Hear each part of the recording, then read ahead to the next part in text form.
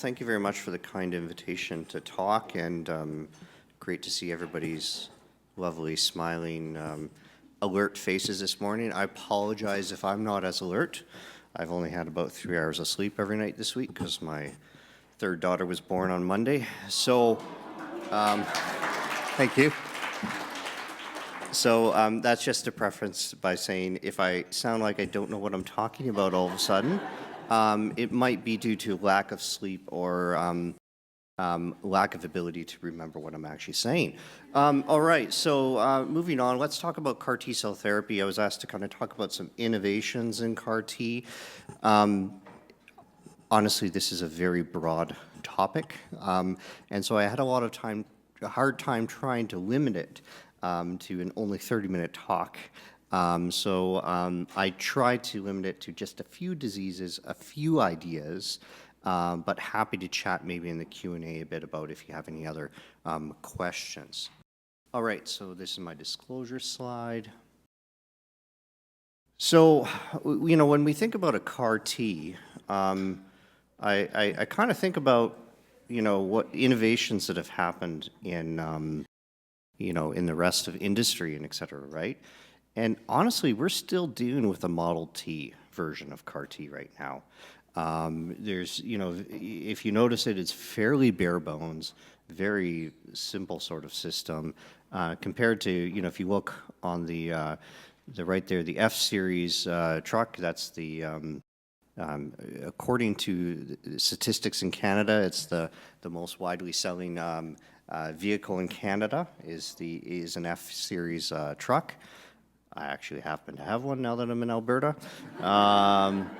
You know, there's been huge innovations that have been happening in terms of, you know, load capacity, what you can carry, how you can handle corners, how you can, the speeds, max speeds that you can go at, how quickly you can stop, et cetera. And so I think about that when I think about how, you know, CAR T could potentially change in the future and what we could do with CAR T. So I'm just going to take a few moments to chat a bit about that, and I apologize to all the non-scientists in the group here, and I won't go into too much detail on the individual science of it, but I just wanted to point out some of the things about the anatomy of a CAR T and understanding how diverse all the possible innovations are and can be in this field compared to like a small molecule. So when you look at a CAR T, first of all, you have to think about, well, what are we trying to replicate? We're trying to replicate the TCR complex and how it interacts with a target cell. And so you have on the left-hand side of my screen there, at the top, you see the MHC complex on the antigen-presenting cell with an antigen in that little cleft of the MHC. And then you see this whole T-cell signaling complex, including, you know, the alpha beta as well as the CD3 complexes, CD8 or in some cases CD4, and then you have that, and all these are different signaling mechanisms down there. You see all these ITIM domains, which are activating domains that get phosphorylated and lead to downstream signaling, et cetera. And so you see actually the breadth of kind of molecules that are mobilized in this whole process. And we have actually really simplified it down in a CAR to basically a antigen recognition domain. I think this is a pointer or no? No, maybe no pointer on this.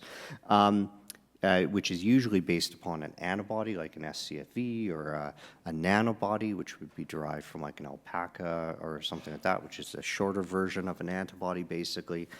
You have a transmembrane domain to link it to your internal signaling domain. So you have a co-stimulatory domain as well as, usually it's CD3 zeta that you see down there at the bottom on the right-hand side with only 3 ITAM domains.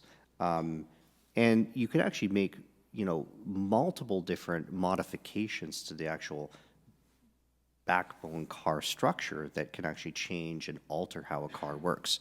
As an example, the group at Memorial Sloan Kettering has actually changed and inactivated, you know, one of the 3 ITIM domains in, or 2 out of 3 of the ITIM domains in the CAR, and actually assessed, okay, if you do it the more proximal one, what does that do? If you do it the middle one that's only active, or if you do the one that's more, further inside the cell, what does that make a difference?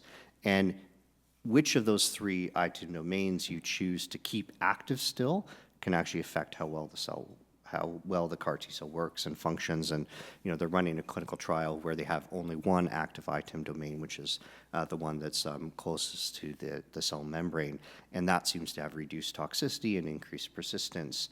Another example is if you look at the transmembrane and hinge domain, you think, well, this is just a tether. This is just a way of attaching the part that's important on the outside, the binder, to the rest of the stuff. Well, there was another study published in Nature Medicine, I think this was back in 2020 now, from a group in China that basically altered the length of the hinge by only 8 amino acids. And they had significantly decreased, when they took it into humans, they had significantly decreased toxicity associated with this. So just increasing the length of a hinge region can affect this. And I won't go into huge detail on the depth of different changes in a co-stimulatory domain that you can have that can affect its different effects and structure. So the most common co-stimulatory domains are CD28, which is what you see, for example, in Brexacil and Axacil, or 4-1BB, which is, for example, you see in Tzacil and Obacil and a few other CARs, like Cytocil. And this co-stimulatory domain can affect how it functions. It affects how quickly, for example, the CAR T cell will actually perform the signaling through the T cell to tell it to do something. So CD28, for example, has a very rapid signal, and it leads to actually fairly rapid expansion and robust expansion of the T cells in vivo, typically where they tend to peak in the blood at around day 7 to 10, whereas, for example, like a 4-1BB co-stimulatory domain, that tends to be a bit more of a gentle ramp up, tends to be more of a peak at around days 10 to 14, and tends to be associated with a bit more persistence of the CAR longer term.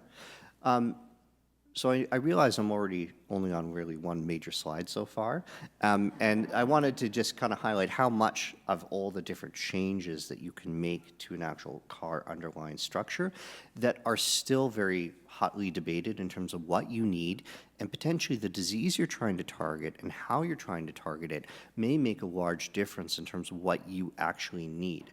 So we're still sorting all of this out, and it may be that you need the F-series truck when you're going into a solid tumor because it's a rugged road and you gotta get in there and get into that tumor microenvironment, carry a payload with you so you can deliver it to that microenvironment and destroy things.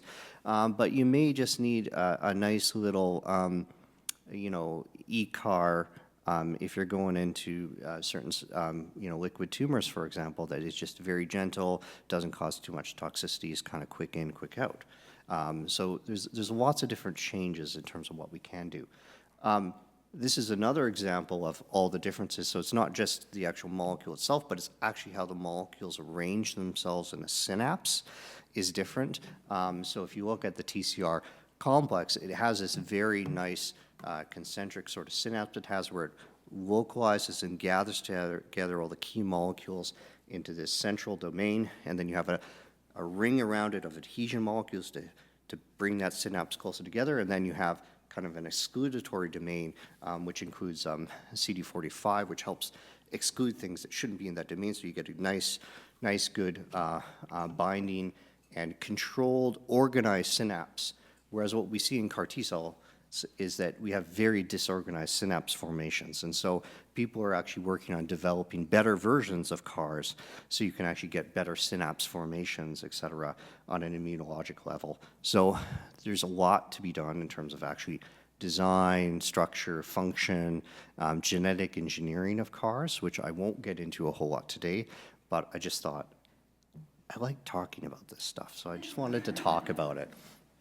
And then this is an example of all the different domains, et cetera, you can do. And we talk about them in terms of, first generation, second generation, third generation, fourth generation, getting into these things like trucks, which are basically cars that carry a payload, like a cytokine that gets delivered, or an armored car, for example, that has some sort of molecular signaling, for example, inside the car, or some sort of inverted switch receptor that enables that car to persist longer and be armored against the signals that would cause it to die off. So this is an example of, a project, for example, that my PhD student is working on altering the cytokine milieu in multiple myeloma and trying, different versions of like a cytokine sponge versus a inverted cytokine receptor. So using a BCMA CAR T cell therapy, but having these different approaches. Okay. But innovation is not just about the actual CAR itself, on the genetic thing and how you're designing it. Innovation is also about these various different steps along the process. So, we typically collect these cells from the patients in an autologous fashion, so as you see from number 1 here. But there's lots of innovations in allogeneic, off-the-shelf T-cell therapies or NK cell therapies and putting CARs into them. So an example would be John Buckley, who's an investigator here at University of Calgary, is working on these types of cells called double negative T cells that actually do not cause graft versus host disease, but do have cytotoxic effect. And so one of the questions is, could those be a good source of allogeneic off-the-shelf T cells without requiring significant genetic engineering of those CARs to enable them to function, or using something like an NK cell, or doing the actual engineering, which is what has been played out in clinical trials so far. Number 2, we typically use a viral vector. Usually it's a lentiviral vector or a retroviral vector of getting the CAR into the cells. The issue, or some of the innovations that are here, is the fact that these viral vectors actually cause random integrations into the genome at various different locations, and you can't really target exactly where the CAR enters into the genome. It tends to enter into areas that are more of open chromatin, so DNA that's kind of more in use, because that makes sense, because it's more accessible DNA. But there's some interesting data about how, for example, if it inserts into certain genes, such as TET2 or c-Jun, you can actually get better persistence, better function of the CAR, the CAR T cell, or perhaps there's some concerns also that with this kind of random integration that you could lead to issues with potential T cell malignancies in the future as well. So there are a lot of work being done on developing various different targeted approaches, such as CRISPR technology that is moving forward of, could we target it in certain areas? Can you target it, for example, to at the same time knock out PD-1 so that you can actually decrease the amount of exhaustion that's being seen? And then finally, or not quite so finally, but number 4, giving the cells to the patient. Well, some of the innovations there are, do you give it fresh? Do you give it frozen? What's your turnaround time like? Other innovations that are right in development right now is maybe using concepts like lipid nanoparticles, et cetera, to maybe do an in vivo delivery of the CAR to T cells, so you actually don't have to take cells out of a patient ever. So this is all stuff that's kind of being tested in the lab, and so we'll see what will happen with it. There's innovations around the chemotherapy that you use. There's evidence that an increased area under the curve of fludarabine, so a higher level of fludarabine exposure prior to CAR T cell therapy, for example, in pediatric and young adult ALL, leads to better outcomes. So there are some ongoing studies about trying to do that. And then, fifthly, innovations in actually how we monitor, how we take care of these patients after they've gotten the CAR T cells. Okay, that's my diatribe of potentially all the different innovations, but let's focus in on a couple different diseases and some key innovations. Okay, so B-cell ALL and how to prevent relapse post-CAR T.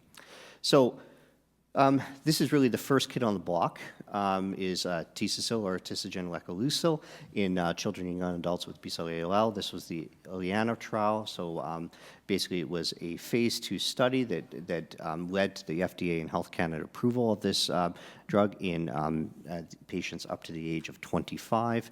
And you see significant improvement in overall survival compared to historical controls. that really basically all these patients were deemed to have no further options at this stage. So this is what has led to this being really the standard of care now in relapsed refractory B-cell ALL. And then, for the adult side of things, the standard of care that we have available right now is Brexucil, and this was the ZUMA-3 trial, right? Okay, I'm just looking at the kite guy here to make sure I didn't screw up my ZUMA numbers in my confusion of having a new kid here. But you can see, again, basically a lot of these patients had no further options, and ended up having some good long-term remissions in some of these patients. And this is currently FDA and Health Canada approved. This is associated with both of these are associated with some significant toxicity, including cytokine release syndrome and neurotoxicity. Brexucil has a slightly higher signal of ICANS, for example, though, compared to Tzacil. But it's hard to compare apples to oranges because also it's not the same sort of populations, and there's difficulties about comparing across trials, as we've talked about before. One innovation I wanted to just kind of touch on briefly is actually this company based out of the UK called Autolus that has produced this product called Obe-cel. Now, so Obe-cel, they're targeting CD19, but they've actually designed that that antigen binding domain, that antibody on it. They decided to go with a new one. So all the other ones have used the same antigen binding domain, but they developed their own that has different kinetics of how quickly it kind of interacts with the tumor cells. So it's called a fast on-off avidity CAR. So basically what happens is it will kind of, so to speak, it's kind of like kiss and go, as opposed to the FMC63-based CARs, which tend to more latch on and stay on. And the concern with those is that they latch on, they stay on, that leads to a lot of what we call tonic signaling or increased signaling through the CAR that then could potentially precipitate these cells getting exhausted earlier on. Whereas with this, the idea was this would potentially increase the persistence. And it's more similar to how a TCR actually functions, because a TCR also doesn't have this strong latching effect. It's actually affinity is quite a bit lower. So the other innovation they had here is they actually do this tumor burden guided split dosing.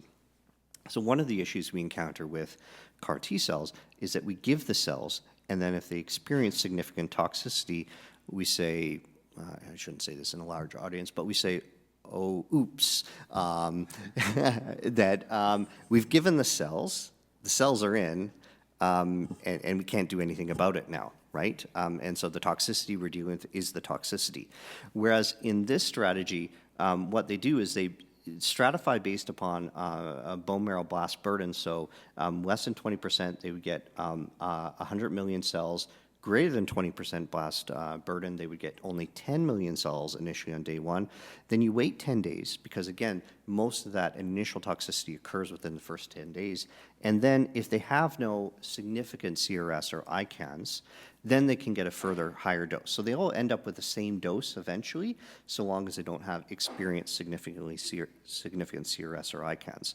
So this allows them to give it more safely, and they have significantly decreased toxicity with this. As you see here at the far right of the screen there, actually their CRS rates that are in the severe range were only 3%, and ICANS was only 8%, so significantly lower than what we see with these other products that I've mentioned so far.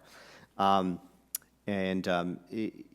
thing that's to be pointed out here is also that a lot of these patients had an ongoing remission without having to go to a transplant later on, although there were a few who did subsequently get into a stem cell transplant while they were still in remission. And they associated this longer-term event-free survival with increased persistence of the CAR T cells. And so you can look at persistence of CAR T cells by two different metrics. You actually measure the CAR T cells themselves, or you look at a surrogate marker, which is, do you see any B cells in the blood? Because if there's no B cells in the blood, then you can maybe presume that the CARs are still there, They don't necessarily always correlate though. So, the better correlation, as you see here, is the CAR T cell persistence. You see on the left-hand side, those curves separate out more nicely than, for example, on the right-hand side. But you still see separation of the curves in both ways, right? So really, keeping ongoing persistence past 12 months even was associated with improved survival. So definitely in B-cell ALL, persistence of the CAR seems to make a difference, at least with this product, and also with the T-cell product. This is a different product. This was from Seattle Children's, but again, they showed exactly the same thing, that CAR T-cell persistence was associated with decreased risk of relapse, particularly decreased risk of CD19 positive relapse, which makes sense, right, because it's a CD19 directed CAR. This is actually the T-cell data itself, but looking at MRD positivity at day 28. So again, and this is a bit of a no-brainer, so MRD positivity at day 28 versus MRD positivity at 3 months after CAR T. If you're MRD negative, you do better.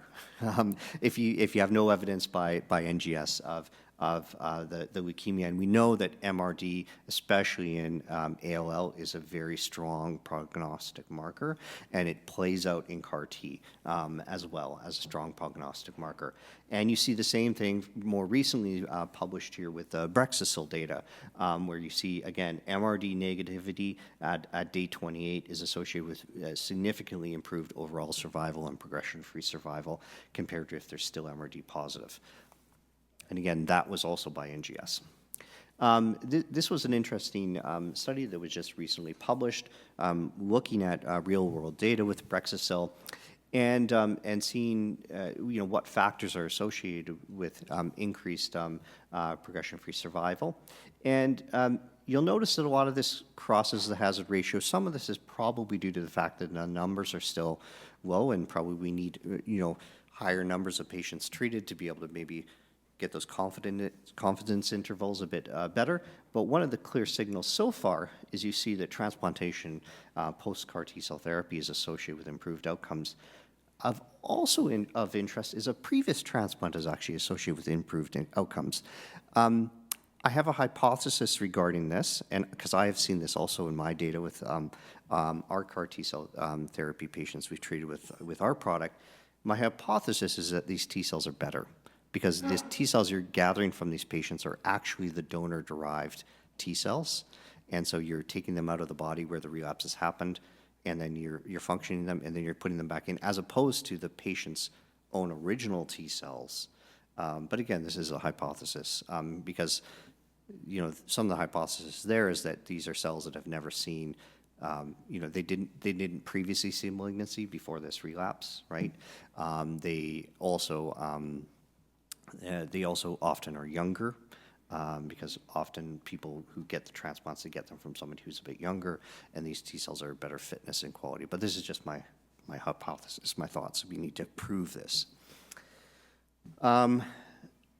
Going back to that Obe-cel product, the one with the fast on-off rate, in that study it was very interesting. They actually stratified based upon marrow burden of disease, and they saw that the decreased level of burden of disease before lymphodepletion was actually a very strong indicator of how well they would do longer term.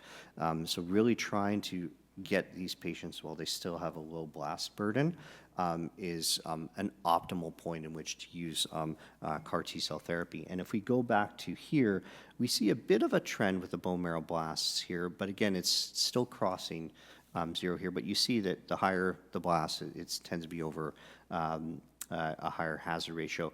It's interesting they didn't have below 25% here as much as a separate group, but that was the reference mark, was below 25%. But we don't know if they had 5%, which is the best response in this group. So in summary, for kind of available CD19 CAR T cells for B-cell ALL, there's some various different age cutoffs. So T-cell is still the one for the pediatric young adult, whereas Brexucil and Obe-cel can be used for older patients. The CD19 targeting is slightly different with Obe-cel. The co-stimulatory domains Brexasil has a CD28, whereas the other two have 4-1BB. There's the split infusion with Obesil. If you look at the CRS rate, any versus severe, you see any rate of CRS or ICANS is still pretty high overall with these products, but you see a difference of, like 46% or 24% compared to only 3% with the Obesil approach, and this might be due to the split dosing, or it might be due to this fast on-off approach. And you see with the ICANS here, again, it's only down to 8% compared to 26% with Brexasil. CR rates are roughly the same. Again, can't compare across trials here. And the Tzacil and Obesil, because they're 4-1BB products, are associated with longer persistence. And consolidation in those two products is maybe not as necessary as it might be in Brexasil. So consolidation with something like an allogeneic transplant or using TKI if you can't do an allogeneic transplant. So I think I just basically talked through this whole slide here already, but this is basically what you can do based upon the strategies. Basically, my approach right now is with Brexasil that almost all these patients will benefit from a consolidated strategy, especially when we don't have NGS MRD testing to help maybe guide us. So if you have a Philadelphia chromosome positive disease, using a TKI and monitoring that sort of MRD level is a good approach. But allo naive patients likely would benefit from a consolidative autograft. Whereas in Tzacil, Obesil, probably base it a bit more on this type of an approach, where we look at a combination of pre-infusion risk factors as well as post-infusion risk factors. So we look at, were they high risk to begin with? What was their blast count beforehand? What was their genetic risk factors, like a KMT2A rearrangement, which is associated with a phenotypic switch? So what was happening there? And then in terms of their approach, can we do NSG monitoring, B-cell aplasia monitoring, and we'd consider these patients high risk if they have MRD positivity or if they lose their B-cell aplasia, especially within the first 6 months, and then try to take them to a consolidative allotransplant. The other approaches that are listed there under treatment options are experimental really at this stage, so a consolidative allo is kind of the next thing to think about. There's various different mechanisms of a CD19 negative relapse. I alluded to this already a bit. There's this lineage change that can happen, for example, in the MLL rearrangements in the middle there, but you can get receptor genetic mutations, so you still have CD19 on the surface, but the actual epitope where the CAR is targeting is mutated, changed, spliced out, et cetera. Or you can actually, get masking of the actual epitope because you somehow got the CAR into the tumor cell, which happened in, I think, only one patient so far, but it was reported. And so we talk about it to ensure that when you're manufacturing that you don't have any tumor cells in your actual manufacturing product. CD22 CAR T cells are kind of the next thing that are coming along in ALL, especially in the setting of CD19 negative disease or relapse after CD19 CAR. They still work. They don't work long term though in ALL unless you transplant them. That's the end message of the story. And they are associated with another toxicity other than CRS and ICANS called a macrophage activation syndrome, or what they call now immune effector cell associated hemophagocytic lymphohistiocytosis syndrome. There, got it out. And so, this is associated with increase in the liver enzymes, increase in ferritin, more of an HLA-like picture of cytopenias, et cetera, and probably targeting the IL-1 pathway is better than using things like TOSI. Using things like TOSI doesn't seem to work in this sort of a scenario there. Just a little plug for a current ongoing study we have right now called CLICO-2, which is a CD22 CAR, a phase 1 trial we have up and running right now. Open sites right now are here in Vancouver. I mean, not here in Vancouver. Vancouver and here. I'm not in Vancouver anymore. Ottawa is onboarded now as well, and we're onboarding Toronto. Sick Kids is on board right now as well, so we're doing adult and pediatric. We're doing 12 pediatric patients with B-cell ALL, 12 adult patients with aggressive lymphoma as a dose escalation, and then from there we can go forward with see what the data looks like as to what might be promising to pursue. So there's lots of innovations around this. It's a fresh infusion. The manufacturing time is only 8 days. So basically, a patient will get their apheresis done on a Monday or Tuesday. It's on the machine being manufactured that same Wednesday, and then it's back into their body by the following Friday. So it's a very rapid turnaround time. So there's eliminating a lot of this need for the bridging chemotherapy and delays to getting to CAR, because delays to getting to CAR have been associated with a worse response. All right, so that's ALL. So moving on to aggressive B-cell lymphoma, autograft versus CAR T is really where we're at nowadays.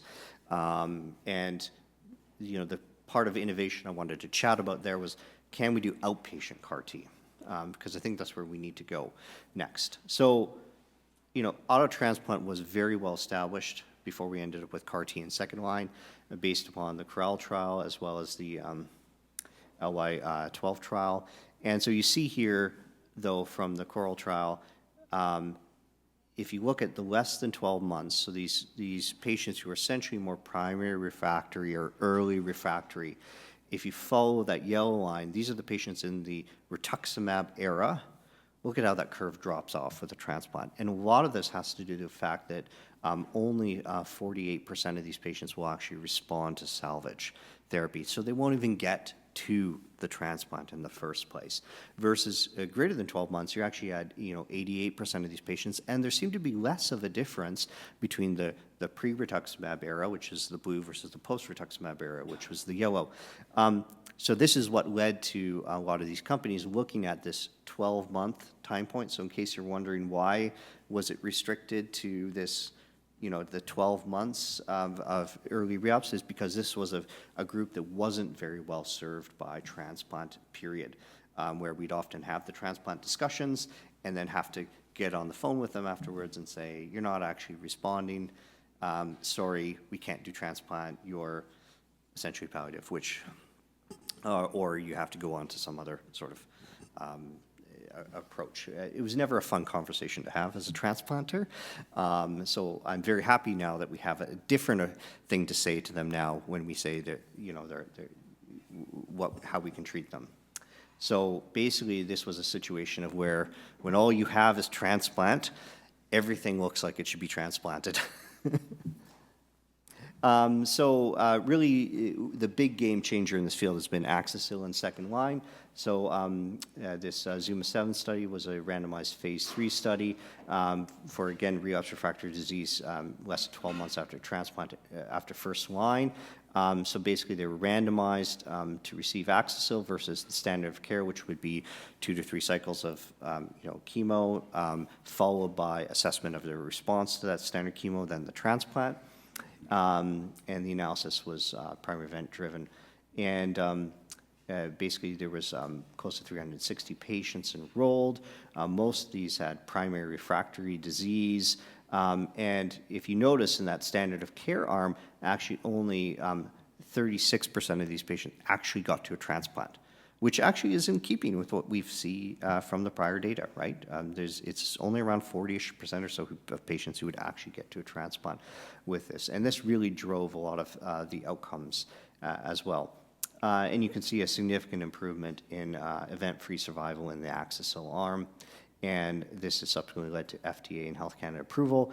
And we've subsequently, with further follow-ups, shown that there's a overall survival benefit in this scenario as well. Even despite the fact that a lot of these patients, what they went on to was to receive, they crossed over to receive Axicil. So really targeting, giving the Axicil up front instead of waiting and then transferring them over actually led to an overall survival benefit. And that's what this, I said this slide before I presented it. So this is the data showing the overall survival benefit from that. So another new kid on the block that's coming into Canada now, finally, is Lysocil. This is different than Axicil because it's a 4-1BB product, but they also start with a different T-cell product where they isolate out 4s and 8s separately, they grow them separately, and then they reinfuse them in a 1-to-1 ratio. And this is based upon preclinical data in mice from Stan Riddell's group in Seattle that showed that there was improved outcomes at a 1-to-1 ratio. At least in mice. So we tested it out to see if it works in people. And it subsequently led to the Lysocil product. So this is the randomized phase 3 in second-line DLBCL. Again, very similar eligibility criteria. The main difference with the Lysocil trial versus the Axicil trial was that bridging chemo was allowed. In both of them, they could cross over to CAR T.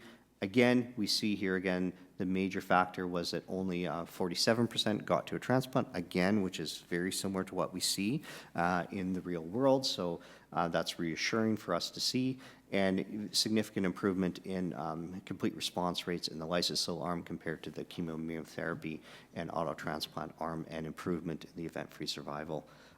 This has subsequently also led to an improvement in the overall survival as well, compared to doing, compared to trying to go to a transplant, and then if they're not responding, switching over to Lysocil, because again, crossover was allowed, and still there's a survival benefit here. So key message from all of this in second-line DLBCL is time is life. Do not delay trying to wait to get them to some, trying to see if they might respond, and trying to get them to do a transplant. And I think that's part of why the other study, which is T-Cecil, which was the Belinda study, failed, was that they tried a bit too hard to get those patients to transplant, and they had long delays in their manufacturing of CAR T. So that one is actually not approved in second line right now because it was a negative study. So works well in the second line setting for patients with primary refractory disease for whom standard chemoimmunotherapy was ineffective, mainly driven by this fact that very few patients will actually get to a transplant, and has essentially replaced high-dose chemo and transplant in this population. So the next thing is, well, how can we, obviously now that we're moving to second line, there's going to be more patients who need CAR T, and then myeloma is going to come on board here, hopefully, soon. It definitely already is in the US. And how do we deal with those volumes? And I like to say that, we are actually dealing with just the tip of the iceberg, because the second we have an effective CAR T-cell therapy in breast cancer and metastatic breast cancer, we are going to be overwhelmed. Yeah. So, we got to think of better ways of giving these, better ways of, doing so that we could do higher volume. So one of these approaches, this was with Lysocil. This was called the Outreach study, where they looked at actually trying to see how could they give this as an outpatient. First of all, you have to have a good treatment facility. They looked at, you could either have a single entity, which is a hospital with an outpatient infusion center, so similar to like what we have here in Calgary at the Arthur Child, or you could have this dual entity of where you have this oncology clinic, and then you subsequently have a hospital that's associated with it that could deal with this. So an example is that's how it's set up in Seattle. For example, there's the Seattle Cancer Care Alliance building, or what used to be called the Seattle Cancer Care Alliance building, and then subsequently there's the University of Washington Hospital that they're associated with. There needs to be a lot more education of patients and caregivers to recognize early signs of toxicity, so that's a very important point of effectively being able to do this as an outpatient. You basically infuse it, you monitor them for the initial 4 hours after the infusion to ensure that they're doing okay, and then they go home.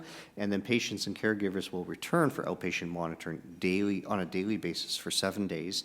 And they have an ability to basically call the second there's any problem. So there needs to be somebody 24/7 covering who's able to provide them advice to go in, get checked out, and ability to quickly admit them to hospital as well. So maybe having a reserve bed open, which again is a nasty word in the Canadian Healthcare Administration, But this idea of having a little bit of flexibility so you can very rapidly admit these patients so they're not languishing in an emerge somewhere that doesn't know what they're doing. Not to say that emerges are great. I'm not disparaging emergency care. I'm just saying that they sometimes don't recognize how quickly these patients need to get their tocilizumab dose or various different things like this, right? And there needs to be a lot more caregiver support in order for this to occur. But if you can do it, your rate of different adverse events is actually fairly similar to if you do it as an inpatient. So you see on the right-hand side of the screen there isn't really a significant difference between infections, cytopenias, or neurologic events or cytokine release syndrome. And their initial hospitalization after lysis. So you can see there's actually 25% of these patients actually didn't even need to ever be hospitalized ever. So we're saving our healthcare system significant time and money by not having to admit a quarter of these patients at all. And the number of days they were admitted for decreased down to only 6 days for those who needed to be admitted versus 15 days. So a significant decrease in the number of days. So this is stuff that should hopefully be used as data to convince our healthcare system to move towards these models, because this can actually save us time and money in the long term. All right. I think that was relative. I don't know. My phone is plugged in somewhere else, so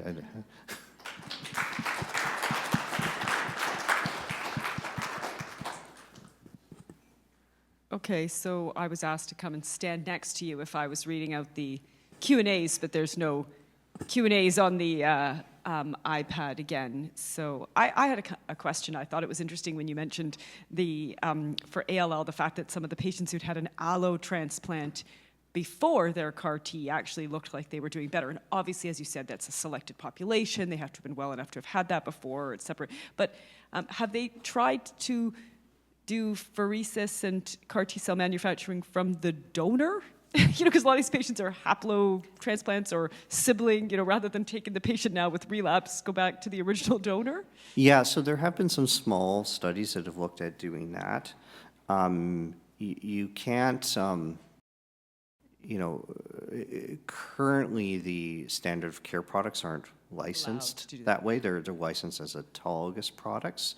And you have to do them in a setting where somebody doesn't have any active graft versus host disease, for example. So presumably those T cells that are in that body currently when you're doing that, they're not going to be alloreactive at all.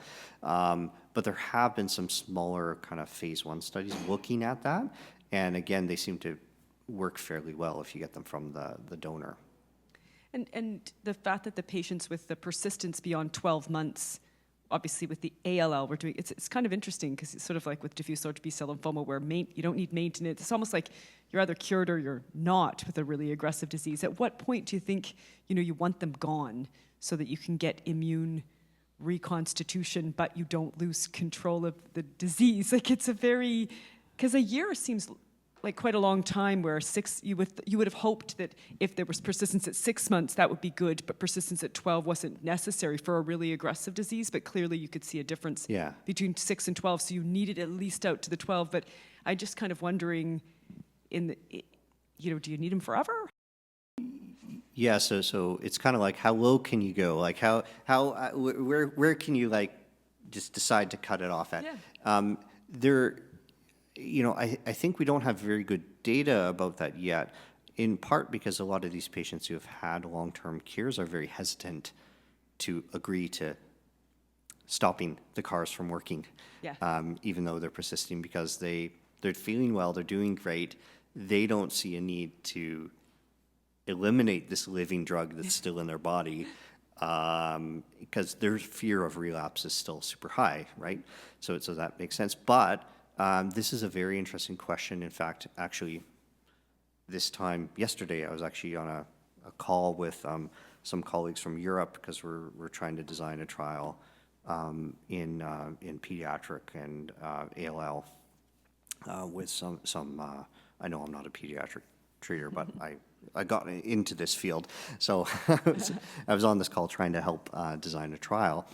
And part of it was this idea of we need to build in a suicide switch for the car so that potentially after 2 years, maybe, we could actually shut off the car.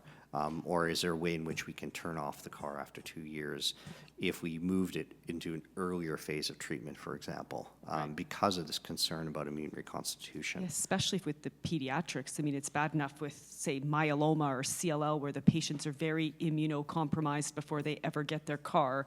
And we know that there's problems even if your disease is in control with dying of infection. But in the pediatric setting, if you're going to live a life now without a healthy immune system, that's a long time to run into some pretty major problems, right? Yeah, and I would say in at least adult ALL, that hasn't been as much of a thought so far because of the fact that a lot of the CAR T we have available in adult ALL is stuff that doesn't persist as long, period, and seems that they should probably get a transplant. Probably something different biologically about the adult ALL disease as well. And so that's effectively a way of ablating your CAR is to have a full transplant.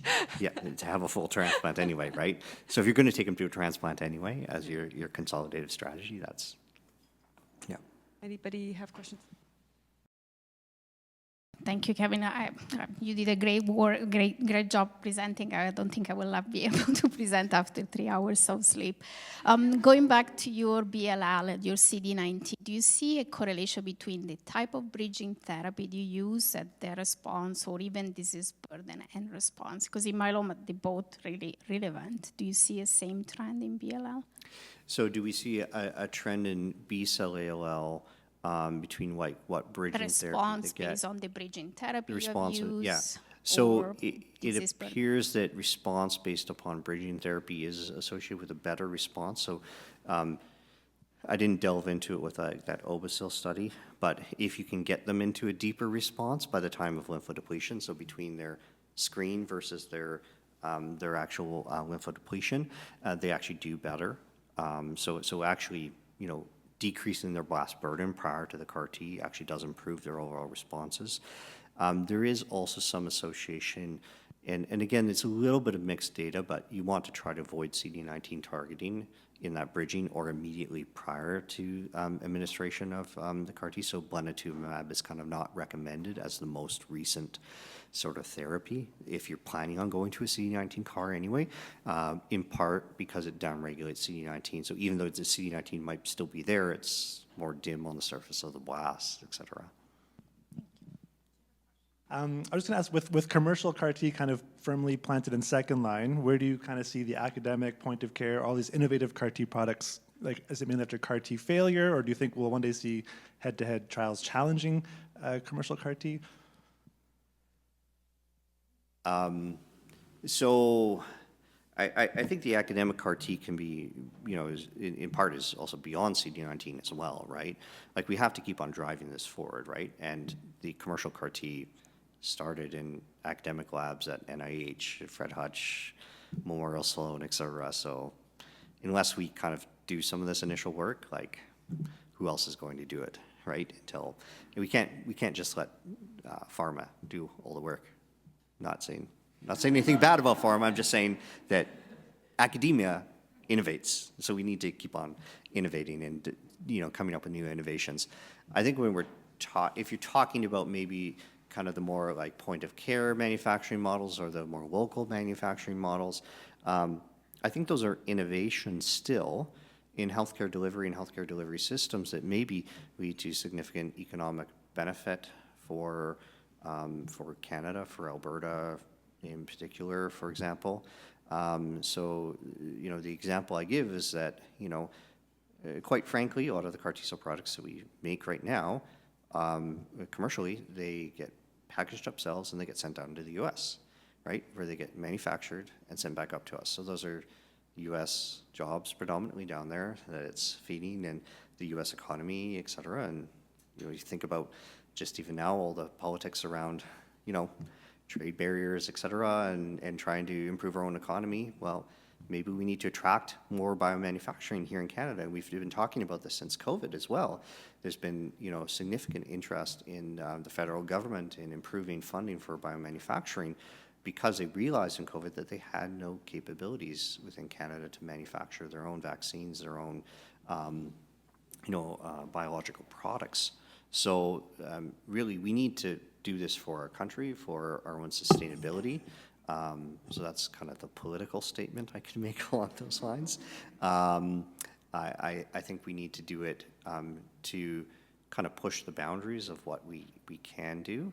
And there's, probably not the second line CAR T for CD19 is where we're going to be using these products because this is very well established, but there's lots of other cancers out there that need to be targeted. There's autoimmune disease that we need to target. There's,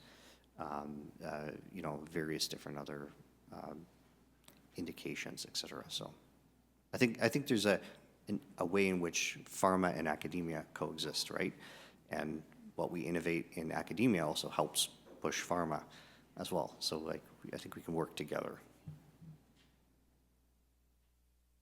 Yes. When you were talking about the infusion and split infusions for the adult, and then you gave the full infusions for pediatrics and young adults, that showed more side effects.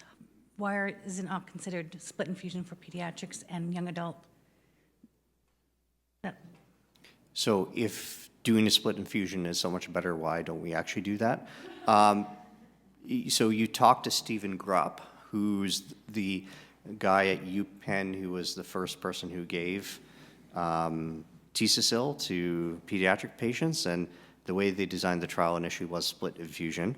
And from talking to him, he still wishes that T-Cecil had been as a split infusion when I spoke to him last, because he sees this. He sees that there's this toxicity, and there's a way in which you could maybe get away with using less CAR T cells if somebody has a very robust expansion early on. They get a lot of toxicity. That often means that their CAR T cells are expanding very rapidly, and they don't probably need all those CARs then. But commercially, it's a lot easier to give a single product. So I think it was a bit of a decision later on. But it's a decision, I think, that, when you talk to some of the people in the field, they wish they hadn't gone that way initially, but it still works though as a single infusion, right? And patients like that idea of a single infusion as well.